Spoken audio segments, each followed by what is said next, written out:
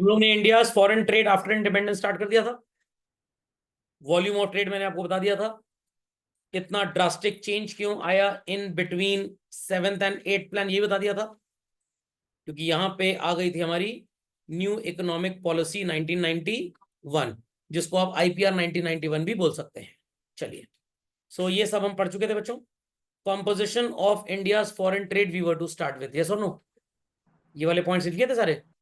Base effect का मतलब समझ में आ गया था ना, कि पहले क्योंकि सो कॉल्ड बहुत ज्यादा एक्सपोर्ट इंपोर्ट था ब्रिटिश एरा में, तो कुछ साल तक आफ्टर इंडिपेंडेंस वो चला, but thereafter it started going down. फिर जब आईपीआर या एनईपी, वो न्यू एजुकेशन पॉलिसी नहीं, न्यू इकोनॉमिक पॉलिसी 1991 जब आई, कंफ्यूज मत होइएगा, पहले एनईपी 1991 पढ़ाया जाता था बच्चों को, बट तब वो न्यू इकोनॉमिक पॉलिसी था। आज एनईपी 2020 आ गया है, तो वो न्यू एजुकेशन पॉलिसी हो गया है। समझ में आ गया? समझ में आ गया? चलिए, जिंदा और मरे हुए लोग सारे लोग ध्यान दें। अगला पॉइंट है चिल्ड्रन, कैपिटल बी। क्या क्या हम एक्सपोर्ट या इंपोर्ट किया करते थे? This is called as composition. क्या बोलते हैं इसको? कॉम्पोजिशन। तो पहला डीमेरिट है decline in the percentage share of agriculture exports. ऐसा क्यों हुआ भाई? ऐसा होने के दो रीजन है चिल्ड्रन। एक तो सेकंड 5 ईयर प्लान में गवर्नमेंट ने एग्रीकल्चर से अपने आप को शिफ्ट किसकी तरफ करना स्टार्ट कर दिया? इंडस्ट्रियलाइजेशन की तरफ, ताकि भाई इंडस्ट्रियल आउटपुट हमारा बढ़े। दूसरा रीजन, हमारी पॉपुलेशन इतनी ज्यादा ग्रो कर रही थी कि ज्यादातर चीजें जो इंडिया में उगाई जाती थी वो इंडिया में ही खप जाती थी, कंज्यूम हो जाती थी। नहीं समझे बात को? तो आप रईस क्यों नहीं हो पा रहे हैं? क्योंकि जो आपका फैमिली बिजनेस था उसको कंटिन्यू करने वाले आगे के लोग फैमिली में आना ही नहीं चाहते। सब बच्चे कह रहे हैं मैं दूसरे की नौकरी कर लूंगा, बट अपने पिताजी की नहीं सुनूंगा बात, दुकान पे बैठ के या फैक्ट्री में बैठ के। तो भाई इस वजह से कमाई घर की कम हो गई। प्लस जो भी फैमिली बिजनेस में प्रॉफिट आ रहा था, खानदान में काफी नकारा निठल्ले आवारा टाइप के लोग पैदा हो गए, जो काम धाम तो कुछ नहीं करते हैं, सिर्फ सांप की तरह कुंडली मार के बैठे रहते हैं और खाते रहते हैं। तो कंट्री का कंजम्पशन लेवल बढ़ गया पॉपुलेशन की वजह से। दैट्स व्हाई हमारे एक्सपोर्ट्स कम हो गए, और कुछ पैदावार भी कम हो गई, इस वजह से भी एक्सपोर्ट्स कम हो गए। दोनों बातें सबको समझ में आ गई? Children, understood this? चलिए, सेकंड, दूसरा डीमेरिट है children, decline in the percentage share of conventional items. Primarily India export क्या क्या करता था? Jute, tea, food grains and minerals. खोपड़े में बात गई चलन। बट जब हमने प्लानिंग स्टार्ट की राइट फ्रॉम 1951 चिल्ड्रन, इन सब चीजों की जो डोमेस्टिक डिमांड थी वो बढ़ गई। तो जैसे एग्रीकल्चर में भी पॉपुलेशन बढ़ा, तो काफी खाने पीने की फूड ग्रेन की डोमेस्टिक डिमांड बढ़ी। तो भाई डोमेस्टिक डिमांड बढ़ने से सब यही खप जा रहा था, सब यही बिक जा रहा था, एक्सपोर्ट करने लायक कुछ बच ही नहीं रहा था। Same is the case here as well children. ये सारी चीजें भी, क्योंकि अब कंट्री में इंडिपेंडेंस आ चुका था, अब लोगों के पास भी कमाई थोड़ी सी बढ़ रही थी, स्टैंडर्ड ऑफ लिविंग बढ़ रहा था, तो उनकी भी जो इनकम के बढ़ने की वजह से चिल्ड्रन परचेजिंग पावर थी, दैट वेंट अप और down? That went up. Purchasing power बढ़ने से इन चीजों की भी जो डिमांड थी चिल्ड्रन वो थोड़ी सी बढ़ गई। तो डोमेस्टिक डिमांड जब बढ़ गई, ये चीजें जो बनती थी इंडिया में ही खप जाती थी, इसलिए बाहर हमारे पास एक्सपोर्ट करने को कुछ बचता ही नहीं था। तो बस आप दोनों हेडिंग्स लर्न कर लीजिएगा, दोनों का अंदर का कंटेंट एग्जैक्टली सेम है। Fundamental logic clear? हाँ, ये मत लिखाइएगा सेकंड वाले में, क्योंकि यहाँ पे इन चीजों का आउटपुट भी कम हो गया, ऐसा नहीं हुआ था। झटपट कॉपी दिस चिल्ड्रन। चलिए, increase in the percentage share of manufactured goods. आपसे पूछा जा सकता है why the percentage share of manufactured goods increased in the composition of India's foreign trade. तो आप लिखेंगे as per second 5-year plan, shift was proposed from agricultural to what children? Industrial goods. इस reason से percentage share manufactured goods का बढ़ने लग गया। खोपड़े में बात गई।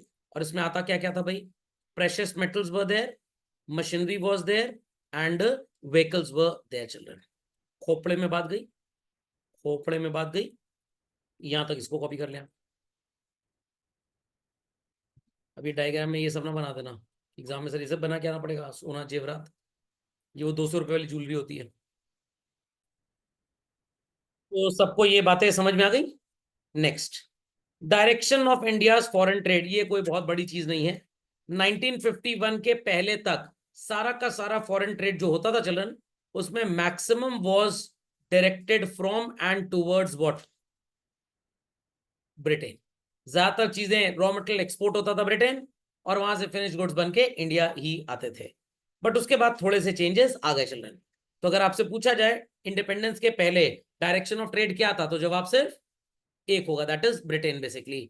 बट 1951 के बाद क्या हुआ चिल्ड्रन, तो सबसे पहले मेजर ट्रेडिंग पार्टनर्स, तो सबसे पहले लोग हेडिंग लिख लें, डायरेक्शन ऑफ फॉरेन ट्रेड, और सो कॉल्ड सबसे पहला पॉइंट इसमें आएगा चिल्ड्रन, ट्रेडिंग पार्टनर्स कौन कौन से थे, United Arab Emirates, China, United states of America, Switzerland, Singapore, Australia, Iran, Hong Kong, Korea, Indonesia, UK, Japan and Belgium. इनसे हम ज्यादातर ट्रेड किया करते थे चिल्ड्रन। बट 1951 के पहले एंड 1947 के बाद जब ब्रिटिश डोमिनेंस खत्म होने लग गया, तो ज्यादा ट्रेड स्टिल कहां कहां पे होता था, यूके मैक्सिमम अभी भी था, जो पुराने ऑब्लिगेशंस उनको फुलफिल करना था, यूएस था, and majority Commonwealth countries basically. Sir बाकियों के साथ क्यों नहीं होता था ट्रेड? अरे 47 में इंडिपेंडेंस हुआ, तो पहले एक्सेशन सर्टिफिकेट साइन करवा के सारे स्टेट्स को इकट्ठा कर रहे थे जवाहरलाल नेहरू जी और सरदार वल्लभ भाई पटेल जी, तो फॉरेन ट्रेड पे ध्यान थोड़ा सा कम किया। Is that clear? चलो नेक्स्ट बी पॉइंट कॉपी कर लीजिए। यूएस लीडिंग ट्रेडर था हमारा 2007-8 तक, followed by UAE and China. खोपड़े में बात गई, खोपड़े में बात गई, चलो समझ में आ गया। और ये आपको सी पॉइंट लिखने पे मिल जाएगा किसके साथ हमारा कितना ट्रेड होता था चिल्ड्रन। तो सबसे ज्यादा ट्रेड हम किसके साथ करते थे उस जमाने में? यूएस के साथ। नहीं समझे? एवरी 6th यूनिट और डॉलर और rupee worth of goods which was exported और imported was with USA children. और शायद एक वजह इसकी डिफेंस के वेपन्स ही रहे होंगे। सबने बी पॉइंट सॉरी ए पॉइंट कॉपी कर लिया? सारी कंट्रीज कॉपी कर ली? करिए फर्स्ट, ए बी सी तीनों कॉपी करिए। तो कॉपी कर लिया सबने भाई? कॉपी कर लिया सबने? सी पॉइंट पे बस इतना लिखना है, US share in India's export during 2018-19 was highest. ठीक, खोपड़े में बात गई, खोपड़े में बात गई। तो हम किसको सबसे ज्यादा एक्सपोर्ट करते थे? यूएस को। और इंपोर्ट किससे सबसे ज्यादा करते थे चिल्ड्रन? चाइना। और आज भी इंपोर्ट किससे सबसे ज्यादा हो रहा है? चाइना से ही हो रहा है, क्योंकि उनसे सस्ता कॉस्ट इफेक्टिव कमोडिटी कोई भी नहीं बना के दे रहा। अब प्रश्न उठता है सर हम चाइना से डिफेंस वेपन्स क्यों नहीं खरीदते? क्योंकि हमारा पड़ोसी है। ऑब्वियस सी बात है, क्या अपने से अच्छा डिफेंस वेपन हमको बेचेगा? नहीं बेचेगा, तो वो हम किससे खरीद लेते हैं? यूएस से खरीद लेते हैं। वैसे अब इंडिया में बहुत बनने लग गया है। क्या कह रहे हैं अमन जी? क्या? नहीं, सबसे ज्यादा डिफेंस जो अभी तक आ रहा था वेपन वो यूएस से आ रहा था, अब रशिया से आता है। अभी रिसेंटली रशिया को तेल भी बेचा गया है। आए थे हमारे यहाँ तेल लेने, फिर चले गए, फिर कहाँ गए? तेल लेने गए, तेल लेके गए, तेल लेने आए थे, तेल लेके गए। Done this? याद रहेगा? याद रहेगा। और हमारे नए ट्रेडिंग पार्टनर कौन है बच्चों? Switzerland, Saudi Arabia and UAE भी आप लिख सकते हैं इसमें। व्हाट इट, इनको भी नोट डाउन कर लीजिए, क्योंकि एग्जाम में आपसे एमसीक्यू पूछा जा सकता है। Apart from US and China, which countries emerged as new major trading partners in India's foreign trade? तो आपका जवाब क्या होगा बच्चों? Gulf countries and Switzerland. समझ में आ गई बात? समझ में आ गई बात भाई? चलिए, तो सी पॉइंट था ना ये, तो दिस वाज पॉइंट सी। हाँ चलिए, इसको मार्क करेंगे पॉइंट डी चलन, इसको मार्क करेंगे point E, and this is F. So globalisation के बाद सबसे ज्यादा डोमिनेटिंग इंडियन मार्केट के लिए कौन सी कंट्री रही चिल्ड्रन? कोई भी नहीं? कोई भी नहीं? चाइना। चाइना से हम सबसे ज्यादा सामान खरीदते हैं, और इसमें इलेक्ट्रॉनिक्स का इंपोर्ट सबसे ज्यादा है। बट अब क्योंकि हमारी कंट्री में भी चिप मैन्युफैक्चरिंग स्टार्ट हो गई है, तो चाइना से आने वाला जो इंपोर्ट था इलेक्ट्रॉनिक गुड्स का children, 65% of the goods constituted what? Laptops. पिछले साल से गवर्नमेंट ने उन कंपनीज के ऊपर रेस्ट्रिक्शन लगा दिया है कि अगर आप लैपटॉप के सामान को इंपोर्ट करके इंडिया में असेंबल करके बेचते हैं, तो जो भी हम आपको टैक्स सब्सिडी या छूट दे रहे हैं वो हम देनी बंद कर देंगे। वो तभी मिलेगी जब आप इंडिया में ही चिप खरीद के यहीं पे लैपटॉप की असेंबलिंग को स्टार्ट कर दें। What it D point copied everybody? चलिए ई और एफ भी झटपट कॉपी कर लोग। Next children, 1991 a year of great divide. ये ईयर ऑफ ग्रेट डिवाइड आपको कहां पे नजर आएगा? अगर आपको याद हो, ये डेटा चिल्ड्रन नजर आ रहा है, इंपोर्ट एक्सपोर्ट का डेटा एकदम लो था 1985 टू 90 के 7th प्लान में, बट 90 टू 97 में ये एकदम बूस्ट कर गया। क्यों बूस्ट कर गया? Due to the application of new economic policy 1991, और you can say IPR 1991 basically. यहाँ पे लिखा भी हुआ है, सपोर्ट के लिए आप उस टेबल को देख सकते हैं। तो 1990 तक हमारी पॉलिसी क्या थी चिल्ड्रन? अगर हम बात करें आईपीआर 1956 का, तो 3 तरह का इंडस्ट्रीज का क्लासिफिकेशन था। याद आया सबको? कौन कौन सी इंडस्ट्री सिर्फ गवर्नमेंट ने अपने लिए रिजर्व रखी थी children? Defence, atomic energy and railways. दोनों लोग किस किस चीज का काम कर सकते थे? Fertiliser and mining. और बाकी की सारी इंडस्ट्रीज पे काम करने का राइट किसको दिया गया था? प्राइवेट सेक्टर को। बट प्राइवेट सेक्टर कह रहा है भाई ये प्रॉफिटेबल नहीं है तो हम इसमें काम नहीं करेंगे। देयर आफ्टर गवर्नमेंट ने इनवर्ड लुकिंग स्ट्रैटेजी बनाई। जैसे चाइना का ग्रेट लीप फॉरवर्ड प्रोग्राम था चिल्ड्रन, हमारा इनवर्ड लुकिंग स्ट्रैटेजी थी। What was inward looking strategy? ये आप आगे पढ़ेंगे तो, बट मैं आपको बता देता हूं कि जो चीजें हम इंपोर्ट किया करते थे उनको अगर इंडिया में ही बना लिया जाए तो क्या इंपोर्ट करने से जो हम डेटर बनते हैं दूसरे देश के, क्या हम डेटर बनेंगे? नहीं। जो हम इंडेटेड रहते हैं फॉरेन डेट से, फॉरेन पेमेंट जो हमको करने पड़ते हैं, क्या हम इंडेटेड रहेंगे उस चीज से? बिल्कुल नहीं रहेंगे। बट हैंड इन हैंड थोड़ा सा अगर एक्सपोर्ट प्रमोशन के ऊपर ध्यान उस जमाने में चला गया होता, तो आज जहां पे चाइना स्टैंड कर रहा है चिल्ड्रन तरक्की के मामले में, इंडिया उससे कहीं ज्यादा होता। बट मेरे को इस बात पे बिलीव कम होता है, क्योंकि भाई लोग तो वही होते हैं, बट ज्यादातर लोग इंजीनियरिंग ना करके क्या कर रहे हैं? पबजी खेल रहे हैं। ये खेल रहे हैं, पबजी खेल रहे हैं। समझ में आई बात की नहीं? नहीं समझ में आई? इंडिया गॉट टैलेंट में 2 लोग को गाते हुए देख लिया, समझ गए हम भी गवैये बन गए, और कोई drama school, dance school, singing school ये सब ज्वाइन कर लिया, और सोच रहे हैं कि एमएस धोनी बनना है तो चलो क्रिकेट ज्वाइन कर लिया। सब ज्वाइन कर लिए हैं। हफ्ते में 3 दिन ड्राइंग की क्लास जा रहे हैं, एमएफ हुसैन बनने का चस्का चढ़ गया, पेंटर बनेंगे। हर दिन डांस क्लास जा रहे हैं तो सोच रहे हैं इंडिया गॉट टैलेंट, बढ़िया नाच वाच लेंगे। और वो कपिल शर्मा की क्लासेस ज्वाइन कर ली हैं, सोचा मिमिक्री आर्टिस्ट बन जाएंगे। पढ़ाई लिखाई छोड़ के सब करते हैं यहाँ के बच्चे। Is that understood? और कुछ साल बाद फिर परेशान होते हैं, देश के सिस्टम को ताना मारते हैं। Logic understood well children? तो अपना टैलेंट देखिए, ये नहीं कि शर्मा आंटी का लड़का गिटार सीखने जा रहा है तो हम सितार सीखने चले जाएं। खोपड़े में बात गई कि नहीं गई? चलिए, कोई ये नहीं करता कि शर्मा आंटी का लड़का पीसीएम लेके पढ़ रहा है तो हम पीसीएम लेके ना पढ़े। खोपड़े में बात गई। बट वो गिटार सीखने जा रहा है तो हम डांस सीखने जरूर जाएंगे, और फिर दोनों लोग कहेंगे आओ हनुमान मंदिर के बाहर, तुम गिटार बजाना, हम डांस करेंगे, चादर बिछा देंगे, पैसा आएगा वहां पे, 1 रुपए 2 रुपए 10 रुपए। Fine children, understood this? तो 1991 में हमने अपनी पॉलिसी को थोड़ा सा शिफ्ट किया। लिखी है यहाँ पे बकवास जरूर, एक्सपोर्ट प्रमोशन, बट प्रैक्टिकली कोई खास एक्सपोर्ट प्रमोशन बच्चों हो नहीं पाया। जो फॉरेन कंपनीज इंडिया में आई भी, उन्होंने जो एक्सपोर्ट प्रमोशन किया भी, उससे मिलने वाला प्रॉफिट वो यहां ना रखकर अपनी ही पेरेंट कंट्री में ले गए। तो अल्टीमेटली इंडिया को सिर्फ टैक्सेशन का बेनिफिट हुआ और किसी चीज का बेनिफिट नहीं हुआ। और टैक्सेशन के बेनिफिट में भी क्या है? जो टैक्स का पैसा आया वो गरीबों के वेलफेयर में खर्च हो गया। तो government was not able to generate handsome amount of surplus revenue basically. समझ में आ गई बात? ईयर ऑफ ग्रेट डिवाइड समझ गए? 2 ग्रेट डिवाइड के ईयर हैं बच्चों। एक वो पॉपुलेशन वाला पढ़े थे 1921, और एक ये था from a socialistic economy to a proper mixed economy children, flourishing the private sector, it came in 1991। Copied all? सबने कॉपी कर लिया? चलिए, कॉपी में हेडिंग डाल लीजिए, इस चैप्टर का last topic children, inward looking strategy. तो इनवर्ड लुकिंग स्ट्रैटेजी के लिए एक पॉइंट आप सब लिख लें, refers to the policy of reliance. Sir reliance वाले पॉलिसी बनाए थे? अरे ना भैया, रिलायंस का मतलब डिपेंडेबिलिटी ऑन इंपोर्ट सब्स्टिट्यूशन।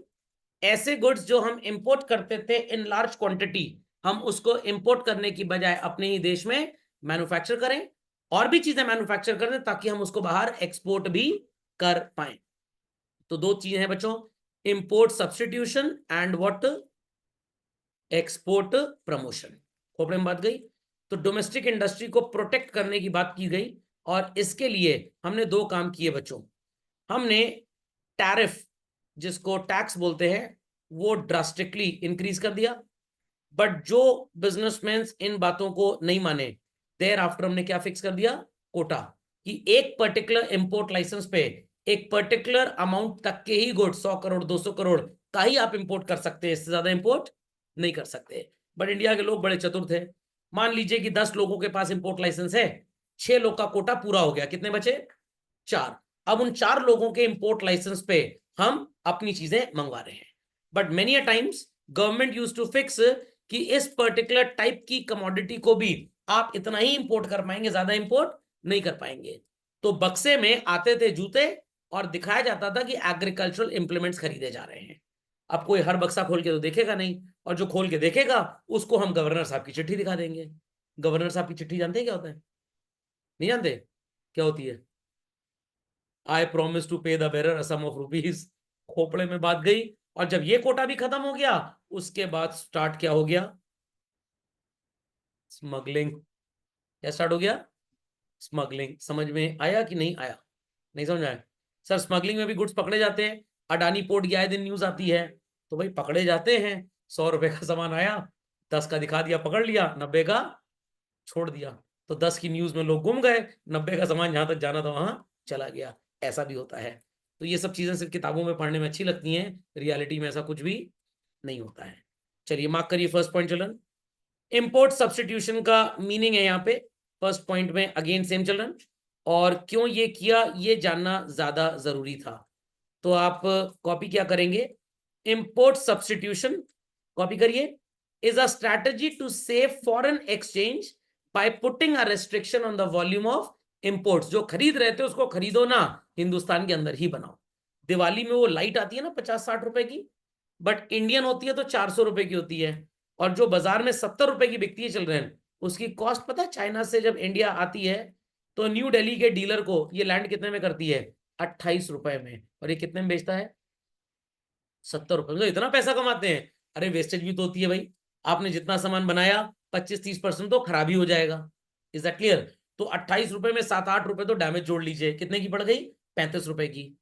उसके बाद आपको 5-7 रुपए पीस सुविधा शुल्क भी देना पड़ता है अथॉरिटीज को, तो 35 और 5 कितना हो गया, 40। 10 से 15 रुपए आपकी दुकान का खर्चा लेबर वगैरह कितना हो गया, लगभग 52-55 रुपए। तो 70 की तो रिटेल में बिकती है, होलसेलर ये 50-55 रुपए में खरीद लेता है। इज दैट अंडरस्टूड, समझ में आ गया पहला पॉइंट चलो। Second, foreign exchange can be utilized for those imports which are needed for developmental activities. कौन सी एक्टिविटी चिल्ड्रन, डेवलपमेंटल। तो अगर आपको एग्रीकल्चरल इंप्लीमेंट्स इंपोर्ट करने हैं तो इसके ऊपर कोई भी सो कॉल्ड आपके ऊपर रेस्ट्रिक्शन नहीं लगाया जाएगा। बट अपार्ट फ्रॉम दिस अगर आप कुछ इंपोर्ट करते हैं तो आपके ऊपर कोटा लगा के रेस्ट्रिक्शन क्रिएट कर दिया जाएगा। समझ गए इस बात को। Third, economise the use of foreign exchange. जरूरत की चीजों के लिए फॉरेन एक्सचेंज इस्तेमाल करें, आलतू फालतू चीजों के लिए फॉरेन एक्सचेंज इस्तेमाल ना करें। इससे मेरे दिमाग में एक अजय देवगन जी की अभी रिसेंटली मूवी आई थी चिल्ड्रन, फुटबॉल के ऊपर।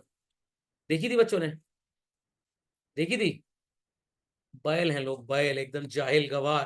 क्या था मूवी का नाम, अच्छा यही बता दो। हाँ मैदान, वेरी गुड। और इसमें क्या दिखाया गया था, 64 साल पहले, कितने साल पहले, 64, अभी 2024 चल रहा है ना, 64 पीछे जाओ कितना होता है, अराउंड 1960s में शायद इंडिया ने कौन सा कप जीता था, एशिया कप जीता था, अच्छा एशियन गेम्स में फुटबॉल चैंपियनशिप जीती थी। तो गवर्नमेंट ने बोला भाई गेम में तो इंडिया में सेटिंग वेटिंग भी काफी होती है कि भाई मेरा प्लेयर जाएगा तुम्हारा प्लेयर नहीं जाएगा। तो उसमें कोच को डिपिक्ट किया गया था अजय देवगन को, कि उनको प्लेयर्स को लेके जाना था। तो एक सीनियर जर्नलिस्ट थे, स्पोर्ट्स जर्नलिस्ट, उनकी थोड़ी जुगाड़ सेटिंग ज्यादा थी मिनिस्ट्री में। वो नहीं चाहते थे कि ये अजय देवगन जिनको पोर्ट्रे कर रहे थे वो कोच टीम को लेकर जाए, उनको था कि उनका कोच लेकर जाए। अब यहाँ पे हुआ नहीं भाई ये अच्छे कोच हैं, तो वो कोच खुद ही बैकआउट कर गया, नहीं मैं नहीं, मेरे से बेटर ये, इनको ले जाइए। तो फिर अब सोचा गया कैसे इनको रोका जाए। तो फॉरेन मिनिस्टर, होम मिनिस्टर को समझा दिया गया कि भाई ये सब आलतू फालतू की चीजें हैं, ये लोग जाएंगे तो जरूर बट जीत के नहीं आएंगे। Is that clear? तो बहाना ये लगाया गया कि हमारे पास फॉरेन करेंसी ही नहीं है आपको विदेश भेजने के लिए।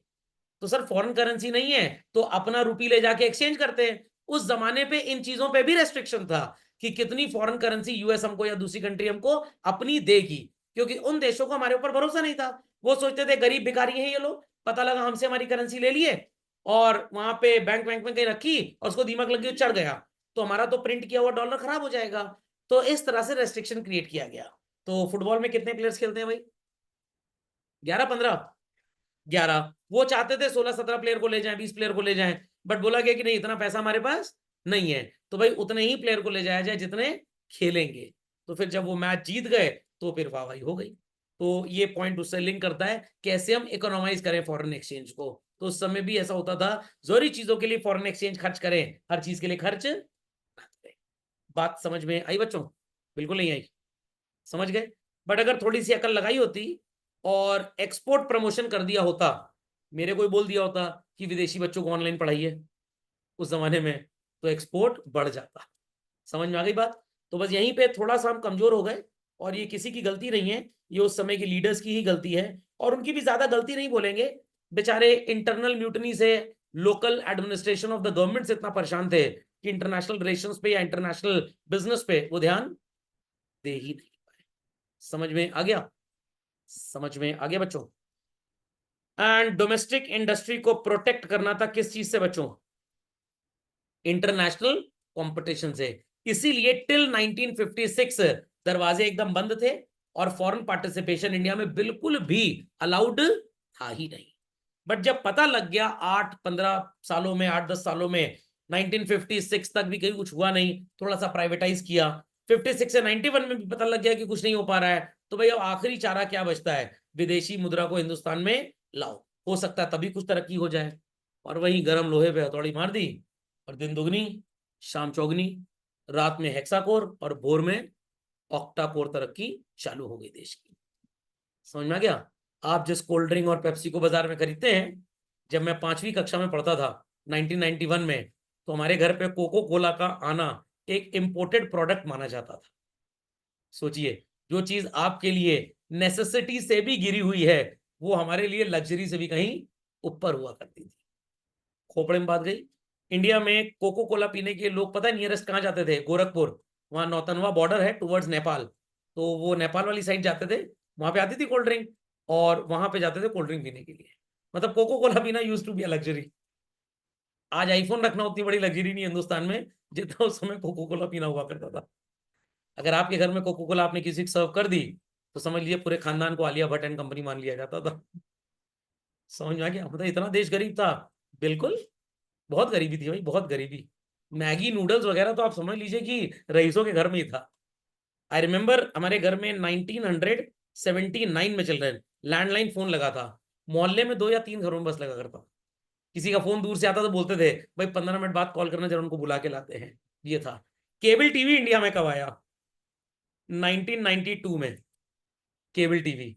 और हम पहले रेंटेड प्रॉपर्टी में रहते थे, तो फैमिली डिविजन्स के बाद, तो Kashi Rajnagar was the colony जहाँ पे इलाहाबाद में इस्कॉन टेम्पल है। तो हमारे घर में जहाँ पे हम रहते थे, हमारे एक जानने वाले थे, उन्होंने केबल टीवी का बिजनेस स्टार्ट किया। दिलीप तिवारी अंकल उनका नाम था।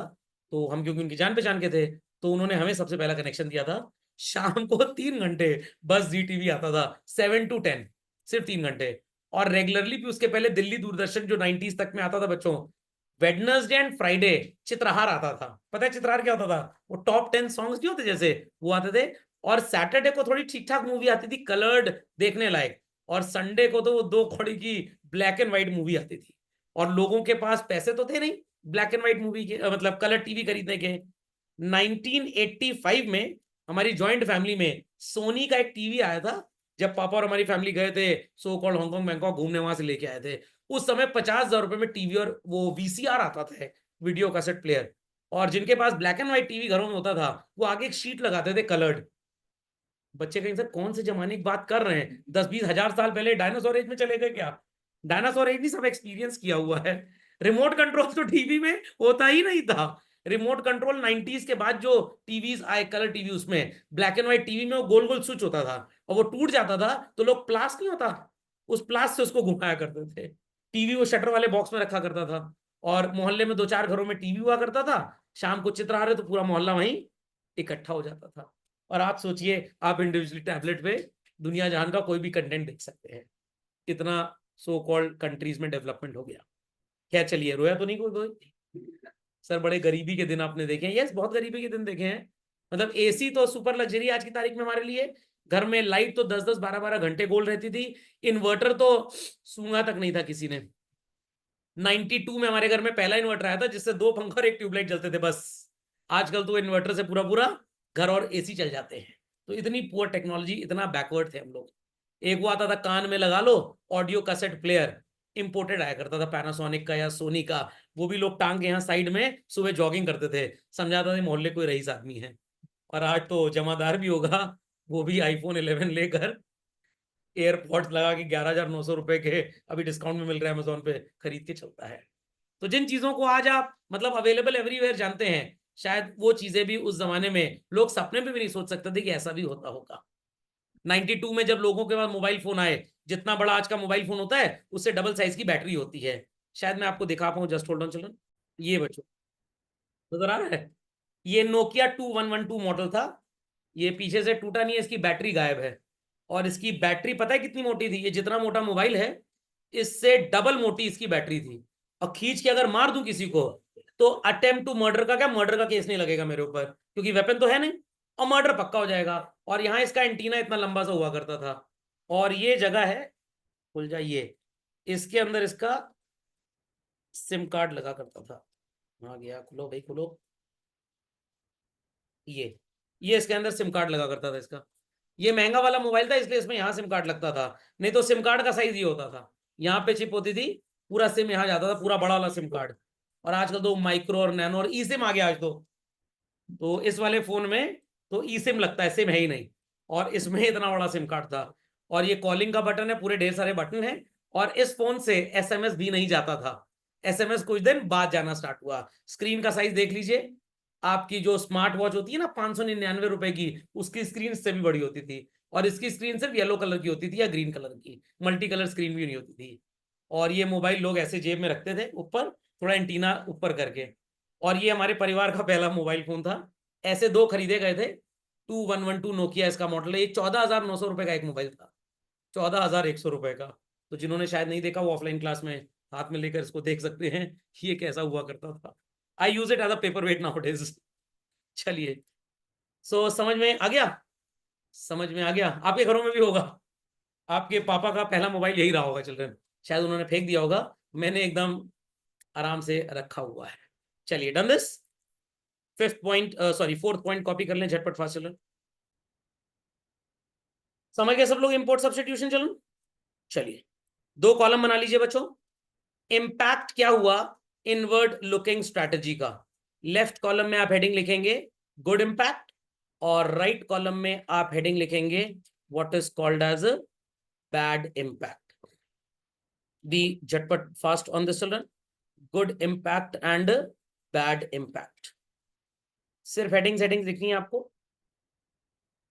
क्योंकि कंटेंट आपके पास ऑलरेडी है। High rate of industrial growth था, जीडीपी बच्चों 12% से 1951 में बढ़ के 25% हो गई।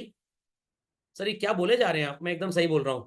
जीडीपी बढ़ के, जीडीपी नहीं थी, ये जीडीपी का इंक्रीज था।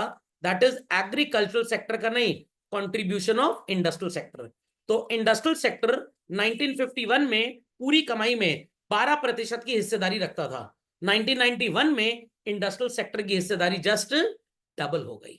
ये मत सोचिएगा सर 25% उस जमाने में जीडीपी थी, आज तो 7.8 के आसपास हो गई है। नहीं, जीडीपी उस जमाने में जो 4-5% थी, आज 7-8% है, वो तो वही है। ये जीडीपी में इंडस्ट्रियल कंट्रीब्यूशन कितना था ये आपको बताया जा रहा है। याद रखेंगे, गलत तो नहीं लिख के चलेंगे पक्का? तो अगर देश की कमाई 100 रुपए थी 1951 में, तो 12 रुपए कहां से आता था? इंडस्ट्रियल एक्टिविटी से। बट 91 में अगर 100 रुपए कमाई थी तो 25 रुपए कहां से आता था बच्चों? इंडस्ट्रियल एक्टिविटी से। सबको समझ में आ गई बात? Understood everybody children? Any queries on this? चलिए नेक्स्ट, चलो आगे। सेकंड, डाइवर्सिफिकेशन हो गया, आप सबको पता है सेकंड 5 ईयर प्लान के बाद से ही चिल्ड्रन। बट 1950 टू 90 के बीच में डाइवर्सिफिकेशन उतना ज्यादा नहीं हुआ जितना 91 के बाद हुआ था बेसिकली।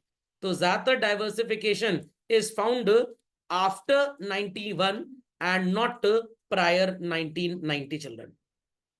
तो इसमें सबसे पहला पॉइंट आप जो लिखेंगे, industrial growth across engineering goods, this is the A point. B point is sunrise industry was electronic industry. ये इसलिए राइज अप कर गई सॉफ्टवेयर एंड इलेक्ट्रॉनिक इंडस्ट्री, इनको 10 साल का टैक्स हॉलिडे दिया गया था चिल्ड्रन, कि 10 साल तक इनको अपने प्रॉफिट्स पे टैक्स पे करने की बिल्कुल भी जरूरत नहीं है, तब ये इस वजह से पनप गए basically. C point, growth of automobile industry. Growth of automobile industry क्यों सर? जमीनें इतनी ज्यादा थी, टेक्नोलॉजी को यूज करने वाले लोग कंट्री में इतने ज्यादा थे, इंजीनियरिंग कॉलेजेस इतने ज्यादा थे कि हमारे पास सस्ते स्किल्ड लेबरर्स कंट्री में पड़े हुए थे। यूएस में इतना ज्यादा स्किल था ही नहीं। खोपड़े में बात गई। दूसरी चीज, जर्मनी माना जाता है दुनिया का सबसे बड़ा ऑटोमोबाइल हब, बट वहां पे जो गाड़ियां बनती थी क्या वो इतनी सस्ती होती थी कि सब लोग खरीद पाए? नो। तो इंडिया की पॉपुलेशन की वजह से the cheap and small car market dominated the world basically. आज अगर स्कोडा भी अपनी गाड़ी इंडिया में बेचता है तो वो भी 6-7-8 लाख रुपए में अपनी गाड़ी बेच देते हैं, बट उस जमाने में उनकी गाड़ी 25-30 लाख रुपए से कम की होती ही नहीं थी, बिकॉज उनको पता है कि भाई हिंदुस्तान में अगर बिजनेस करना है तो आपको प्राइस को थोड़ा कम करना पड़ेगा। ऑल 3 पॉइंट्स कॉपी चलन, जितना मार्क किया सिर्फ इतना लिखेंगे बस आप। चलो आगे। अपॉर्चुनिटीज फॉर इन्वेस्टमेंट, जिनके पास ज्यादा पैसा नहीं भी था उनको भी गवर्नमेंट ने अपॉर्चुनिटी दी, ऐसा किताब में लिखा हुआ है। प्रैक्टिकली उनको कोई भी अपॉर्चुनिटी नहीं मिली थी चिल्ड्रन। कभी भी लार्ज स्केल सेक्टर चाहता ही नहीं कि स्मॉल स्केल सेक्टर पनपे, क्योंकि अगर स्मॉल स्केल सेक्टर पनप गया तो लार्ज स्केल सेक्टर की प्रॉफिटेबिलिटी कम हो जाएगी। तो ये बेचारी स्मॉल स्केल इंडस्ट्रीज हमेशा एंसिलियरी की तरह काम करती थी। कैसे काम करती थी सर? ये क्या होता है? एंसिलरी होती है बच्चों सप्लायर ऑफ स्पेयर पार्ट्स। आप हैं कार बनाने वाली कंपनी, कोई नट बोल्ट बना के आपको दे रहा है, कोई ट्यूब बना के दे रहा है, पाइप वगैरह जिसमें ऑयल सो कॉल्ड ट्रैवल करता है, कोई साइलेंसर का नट बोल्ट बना के दे रहा है। समझ में आ गया? तो मेन बिजनेस तो लार्ज स्केल के पास ही था, एंसिलरी बिजनेस कहां से पूरा होता था? स्मॉल स्केल से। तो ज्यादा पार्ट ऑफ प्रॉफिट कौन कमाएगा? Large scale industry. वो नट बोल्ट वाले इतना प्रॉफिट नहीं कमा पाते थे। Logic understood well? और ये एक बकवास लिखी है, आप इसको लिख सकते हैं बट ये काम आएगी नहीं लिखने में, मतलब नंबर मिल जाएंगे आपको बट रियलिटी में ऐसा हुआ नहीं। Investment opportunities employed self employment as well. लिखा है सेल्फ एम्प्लॉयमेंट, प्रैक्टिकली कोई सेल्फ एम्प्लॉयमेंट हुआ ही नहीं, क्योंकि अगर हुआ होता बच्चों तो गवर्नमेंट को so called skill development council कभी भी सेटअप ना करनी पड़ती। समझ में आ गया? पॉलिटेक्निक्स वर ओपन, मैंने आपको पॉलिटेक्निक के बारे में समझाया हुआ है, जिसको ITIs बोलते हैं चिल्ड्रन, जहां पे डिप्लोमा प्रोग्राम चलते हैं इंजीनियरिंग एंड ऑल दैट। तो इन सब चीजों में पेरेंट्स अपने बच्चों को पढ़ाई करवाना नहीं चाहते थे। उनको लगता था कि भाई अभी से काम धाम में जुट जाएगा तो ज्यादा पढ़ाई नहीं कर पाएगा। दे वांटेड कि ट्रेडिशनल पढ़ाई करें और काम धाम से एकदम दूर रहे। तो उसमें हुआ क्या कि भाई बुकिश नॉलेज तो डेवलप हो गई उनके पास, I repeat bookish knowledge develop हो गई, but hands on experience machine में काम करने का आया ही नहीं। और जब बीटेक करने गए भी तो क्या मेजॉरिटी कॉलेजेस में बीटेक में चल रहे हैं ज्यादा मशीनरी या टेक्नोलॉजी इस्तेमाल की जाती है? वो लोग भी किताब पढ़ा के आपको छोड़ देते हैं। तो बीटेक किसी काम के थे नहीं, और पॉलिटेक्निक को पेरेंट्स ने समझा कि ये वोकेशनल एजुकेशन है, यहाँ पे काम धाम सिखाया जा रहा है, पढ़ाई ठीक से हो नहीं पा रही है तो हमारे बच्चे की पढ़ाई स्टॉप हो जाएगी, तो पेरेंट्स यहाँ पे उनको भेजना नहीं चाहते थे। बाकी इसका एग्जाम्पल मैंने आपको प्रीवियस लेक्चर्स में दिया हुआ है कि कैसे कुछ बच्चे अगर पॉलिटेक्निक एजुकेशन ले लें और आगे अपनी एजुकेशन स्टॉप ना करें तो वो एक normal regular streamline education system से काफी अच्छा परफॉर्म कर पाते हैं। नहीं समझे बात को? समझ में आ गया? मान लीजिए गाइड बनने का आप कोई कोर्स कर लें आफ्टर क्लास 10th, और आप सो कॉल्ड जहां पे इंटरनेशनल टूरिस्ट बहुत आते हैं वहां पे आपकी ट्रेनिंग कराई जा रही है, तो क्या आपको लैंग्वेजेस सीखने में काफी टाइम लगेगा? नो, शायद 2-4 साल में आप देश की 10-12 भाषाएं सीख जाएंगे। खोपड़े में बात गई। सर उसके बाद हम क्या करेंगे? उसके बाद थोड़ा ठीक ठाक पढ़ाई करके बीबीए एमबीए करके एक्सपोर्ट बिजनेस कर सकते हो, एयरलाइन कंपनी में बिजनेस कर सकते हो, इंटरप्रेटर बन सकते हो गवर्नमेंटल ऑफिसर्स में।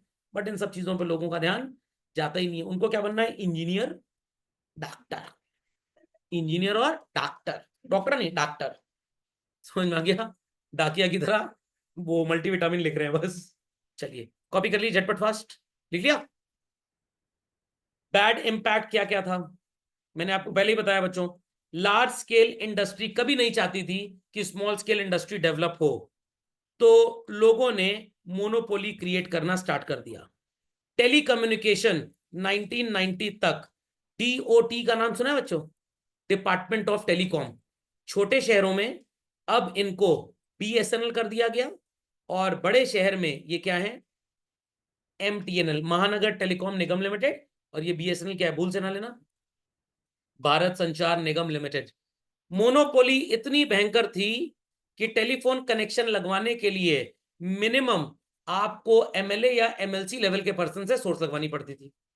टेलीफोन कनेक्शन लग भी गया, वायर्ड लैंडलाइन फोन हुआ करते थे, समझ में क्या? और अगर कोई ट्रक वाला गुजर गया और तार तोड़ गया, तो आप समझ लीजिए 15 दिन तो आपका टेलीफोन बंद। कंप्लेन लिखाते रहिए लिखाते रहिए। लाइनमैन आएगा साइकिल पे, कहेगा बाबूजी धूप बहुत है, तो आपके पापा क्या बोलेंगे? मैं तुम्हारे लिए क्यूबिकल तो लगवाऊंगा नहीं, ऐसी पोल पे चढ़ के रिपेयर तुम ही करना है। शाम को आएंगे, अभी घाम बहुत है, धूप बहुत है, अभी हम काम ना करेंगे। फिर जब मम्मी या पापा 100 रुपए का सुविधा शुल्क उसको देते थे, तो धूप वूप ऑटोमेटिकली चली जाती थी। 100 रुपए के छोटे से नोट में इतनी ताकत होती थी कि वो शेड की तरह काम करता था। समझ में आ गया? और आपका काम झटपट फास्ट हो जाता था। Is that understood well? तो उसके बाद जब गवर्नमेंट ने बोला कि नहीं भाई, अब हम टेलीकॉम में प्राइवेट कंपनीज को भी लाइसेंस देंगे, तो कंपनीज आई। जैसे उषा फोन का नाम आपने सुना होगा, फ्रॉड कंपनी थी, भाग गई। उसके बाद आपने एसआर का नाम सुना होगा, जो बाद में हो गया चिल्ड्रन वोडाफोन, और आज ये वोडाफोन आइडिया हो गया। और जो best company till date survive कर रही है, दैट वाज एयरटेल। खोपड़े में बात गई या बिल्कुल भी नहीं गई? समझ में आ गया? Second children, lack of competition implied what children? Lack of modernization. Ambassador गाड़ी और फिएट गाड़ी, इंडिया में कुल दो ये गाड़ियां थी चिल्ड्रन। एम्बेसडर गाड़ी कौन बनाता था? Hindustan Motors was the company. किसकी कंपनी थी सर ये? आदित्य बिरला ग्रुप की। क्योंकि कुमार मंगलम बिरला जी के जो दादाजी थे, वो जवाहरलाल नेहरू जी के बहुत अच्छे दोस्त थे। तो फैक्ट्री लगाने के लिए जुगाड़ पानी पूरा सेट हो गया। जितनी गाड़ियां बनती थी वो मैक्सिमम पार्लियामेंट में चली जाती थी, बाकी हमारे आपके जैसे लोग खरीद लिया करते थे। और उसके बाद भी कंपनी काफी दिन तक चलती रही। आधी गाड़ियां पार्लियामेंट में जानी स्टार्ट हो गई, आधी कोलकाता में टैक्सी की तरह बिकती थी। और उसके बाद जब दूसरी गवर्नमेंट्स आई, फेवर मिलना इनको खत्म हो गया, तो factory came to an end. और फिएट गाड़ी जो इंडिया में आती थी, वो सो कॉल्ड बिकती थी प्रीमियर पद्मनी के नाम से। देखा होगा पुरानी हिंदी मूवीज में आपने। और जो फेरारी गाड़ी आती है रेसिंग, वो भी फिएट कंपनी ही बनाती है। तो इंडिया में इनका भी सो कॉल्ड बैंड बाजा बज गया। इस समय ये इंडिया में दो गाड़ियां बनाते थे, एक लीनिया और एक पुंतो। लीनिया फ्लॉप कर गई, पुंतो भी फैक्ट्री फैक्ट्री सब बंद हो चुकी है। अब इंडिया में फिएट की कोई भी कार नहीं आती। 1982-83 में जो इंदिरा गांधी जी के दूसरे बेटे थे संजय गांधी जी, उनका सपना था कि सौरभ सर जैसे गरीब भी गाड़ी पे चढ़ सकें। तो इन्होंने सुजुकी मोटर्स के साथ कोलैबोरेट किया, और इंडिया की पहली फ्लोर गियर वाली गाड़ी, फ्लोर गियर समझते हैं? गियर सेंटर में होता है, पहले गियर वैसे से लगाते थे, स्टीयरिंग के पीछे हुआ करता था। हम आप तो चला ही ना पाए वैसी गाड़ी। अब तो खैर ऑटोमेटिक गाड़ियों का जमाना आ गया है, इलेक्ट्रिक व्हीकल्स का। तो 1983 में गाड़ियां मारुति की बननी इंडिया में स्टार्ट हुई। उस समय लोगों ने सोचा कि अच्छा गाड़ी के अंदर भी एसी होता है। नहीं तो एम्बेसडर में तो छोटा वाला पंखा लगाते थे लोग। उस जमाने में एम्बेसडर गाड़ी में एसी नहीं होता था। और अगर किसी को इलाहाबाद से वाराणसी भी जाना है, तो रास्ते में 2 बार रेडिएटर में पानी भरना पड़ता था, इंजन इतना गर्म हो जाता था गाड़ी का। कूलेंट वगैरह तो ये मारुति वगैरह जब आए तब स्टार्ट हुआ। इतना पिछड़ा हुआ देश था, सोचिए बच्चों। और एम्बेसडर गाड़ी अगर आप चला लें, मैं गारंटी करता हूं दोनों कंधा आपका टूट जाएगा। पावर स्टेयरिंग तो होता ही नहीं था, ऐसे मुड़ जा रहे हैं एकदम। अब तो ट्रक में भी एसी केबिन आ गया है। समझ में आ गया?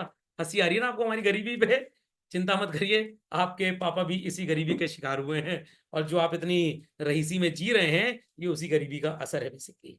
अगर उस समय इतने रिसोर्सेज होते और पापा सब पैसा खर्च कर दिए होते, आप सब मंदिर के सामने कटोरे बैठे होते। समझ गए कि नहीं समझ गए? पक्का? चलिए, तो यही दो गाड़ियां उस समय आती थी चिल्ड्रन। उसके बाद फिर मारुति वगैरह धीरे धीरे आई। और आपको एक बात और बताना चाहूंगा, मारुति की जितनी भी गाड़ियां हैं चिल्ड्रन, सब में इंजन पता है किससे खरीदा जाता है? फिएट कंपनी से। मारुति का जो इंजन होता है वो फिएट वाले उनको बना के देते हैं। सर अपनी गाड़ी ना बेच पाते लोग, क्योंकि भाई इनकी आइडियोलॉजी है, हम अगर जर्मनी में फेरारी गाड़ी बेच रहे हैं 40 लाख की, समझ में आ गया, इंडिया में 20 लाख तक की 10 लाख तक की गाड़ी बेचेंगे, अगर उससे सस्ते में बेचा तो वहां के लोग क्या सोचेंगे, हमको चीट कर रहे हैं लोग। नहीं समझ में आया? तो मैं किसी जमाने में डेटा पढ़ रहा था, Fiat had 0.28% market share, 0.28, where Maruti की सारी गाड़ियों में के सीरीज वाला इंजन छोड़ के, हर गाड़ी का इंजन, सॉरी के सीरीज कह रहा हूं मैं, ऑल्टो गाड़ी का इंजन छोड़ के चिल्ड्रन, सारी गाड़ियों का इंजन, मारुति वाले स्विफ्ट हो गई, इग्निस, तो सब गाड़ी किससे खरीदते हैं पता आपको? फिएट से खरीदते हैं। सर हमको आप ये सब क्यों बता रहे हैं? नालायकों दलिद्रों, इसलिए बता रहा हूं, कल को एमबीए करने के बाद जब जाओगे कंपनी में इंटरव्यू देने, तो आपसे पूछेंगे कि भाई आप जहां काम करना चाहते हैं उसके बारे में कुछ होमवर्क करके आए या नहीं आए। तो ये मेरी ज्ञानबाजी वहां पे काम आएगी। आप समझ में आ गई भाई? पक्का? तो डोमेस्टिक कार इंडस्ट्री एक तरह से मोनोपोली में ही जी रही थी। और मोनोपोली क्यों हुई, ये सच्चाइयां किताबों में तो नहीं लिखी होती हैं, क्योंकि भाई पब्लिशर को भी अपने घर में बुलडोजर नहीं चलवाना है। किताब तब छपी थी जब कांग्रेस की गवर्नमेंट हुआ करती थी, अगर बीजेपी की टाइम पे छपती तो ये जो मैंने आपको बताया है ये न्यूज होती उसके अंदर। ओके, समझ गए? Indiscriminate spread of public sector enterprise, 1956 का आईपीआर यहां याद करिए बच्चों। Defence, atomic energy and railways कौन मैनेज करता था? गवर्नमेंट। समझ में आ गया? फर्टिलाइजर एंड माइनिंग कौन मैनेज करता था? दोनों। तो भाई क्या प्राइवेट सेक्टर के लिए ज्यादा एम्प्लॉयमेंट अपॉर्चुनिटी थी, ज्यादा बिजनेस अपॉर्चुनिटी थी, ज्यादा इन्वेस्टमेंट अपॉर्चुनिटी थी, ज्यादा ग्रोथ अपॉर्चुनिटी नहीं थी? क्योंकि गवर्नमेंट के अंदर दो चीजें थी, एक, इनको तो पनपने नहीं देंगे, कल को कहीं फिर से हमारे को ओवर रूल ना कर लें, दूसरा कहीं फिर से कोई British India, sorry east India company Britishers की हिंदुस्तान में ना पैदा हो जाए। तो डर और सनक, खिसियाहट, ये दो वजह थी जिसने गवर्नमेंट को सो कॉल्ड रेस्ट्रिक्ट किया कि आगे लोगों को हम प्रमोट ना करें। समझ में आगे बच्चों? तो झटपट इसको लिख लें फास्ट। लास्ट पॉइंट लिख लीजिए children, economically unviable state enterprises, कलंक थी ये सारी की सारी ऑर्गेनाइजेशंस देश के ऊपर। और अभी भी ऐसा कलंक है चिल्ड्रन एक पर्टिकुलर डिपार्टमेंट में जिसका नाम है इलेक्ट्रिसिटी डिपार्टमेंट। इनके एम्प्लॉइज से आप मिल लीजिए, ये सिर्फ और सिर्फ आपको एक ही बात बताएंगे, भाई साहब मीटर सेट कर दें क्या आपका? समझना क्या? इनसे बड़ा चोर डिपार्टमेंट, दलिद्र डिपार्टमेंट, गोबर डिपार्टमेंट, नाला डिपार्टमेंट, कीचड़ डिपार्टमेंट पूरे देश में मिलेगा ही नहीं। खोपड़े में बात गई। 3 फेज का कनेक्शन है मेरे घर में, 1 फेज आज तक आया ही नहीं। फायदा क्या हुआ, किराया तुम 3 फेज का दे ही रहे हैं। एक बार मोहल्ले में मीटर बदल रहे थे, इलेक्ट्रॉनिक हाई फाई मीटर लग रहे थे, मैंने कहा मेरे यहाँ भी लगा दो। कैसे सिंगल फेज का मीटर, आपके ट्रिपल फेज है, मैंने 3 मीटर लगा दो। चला गया। समझ में आ गया? खोपड़े में बात गई चिल्ड्रन, खोपड़े में बात गई। और पहले टेलीफोन में बड़ी सेटिंग होती थी, आपकी जान पहचान है ऑपरेटर अंकल या आंटी से, तो पहले जब आप एसटीडी कॉल करते थे, अभी तो वर्ल्ड के किसी भी कोने में कॉल लगा दो।